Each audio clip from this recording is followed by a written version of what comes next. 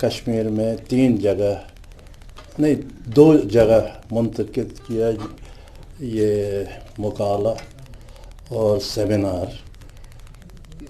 پہلی بار تو انہوں نے 4 چناری پر شاید کیا تھا، 2 بار شہنشاہ ہوٹل میں. 3 بار یہاں پہ کیا؟ نہیں، یہاں 2 بار. یہاں 2 بار پچھلے سال بھی کیا تھا ویسے. نہیں، وہ پچھلے سال کی بات. اس سال 2 بار.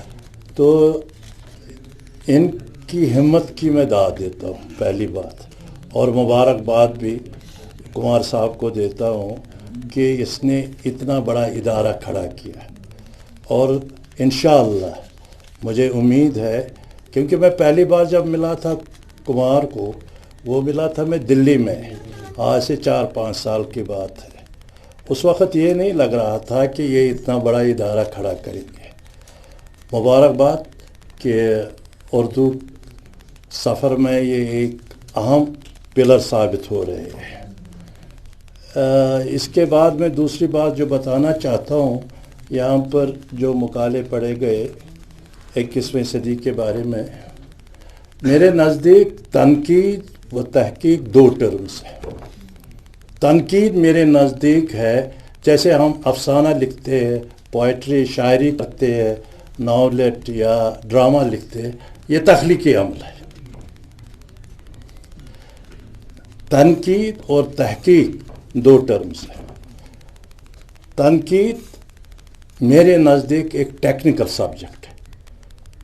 جب ہم کسی افسانے کو اٹھاتے ہیں، اس کو پرکھنے کی کوشش کرتے ہیں، تو اس میں دیکھتے ہیں یہ وہ نارمز پورا کرتے ہیں یہ افسانہ جو افسانے کا لوازمات ہے. تحقیق اسی لوازمات کا ایک سلسلہ ہے کہ اس نے جو کچھ لکھا پیچھے کیا لکھا گیا ہے، اس پر اس کو پرکھا جائے. تو یہ ٹیکنیکل سبجیکٹ ہے، اس لیے جو لوگ تنقید نگار بنتے ہیں، میری گزارش ہے کہ اس سلسلے میں وہ پوری طرح ایجوکیٹ ہو جائے، کیونکہ یہ تخلیقی عمل نہیں ہے. تو یہ میری گزارش ہے. میں نے یہاں پر زاہد ظفر کا ایک کوشش دیکھی، بہت اچھی کوشش تھی. انہوں نے ابتدائی کوشش ہے، بہت اچھی طرح سے انہوں نے اپنا. خیر فیروزی صاحب دوسرے صاحب یہ تو منجے ہوئے کھلاڑی ہے، ان کے بارے میں کیا کہنا ہے. اینی ہاؤ میں زیادہ طویل نہیں کرنا چاہتا ہوں اپنی یہ بات چیت.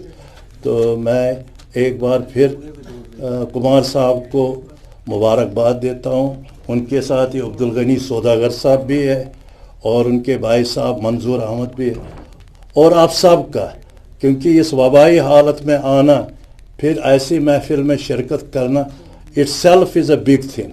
Thank you very much. شکریہ جناب. السلام علیکم.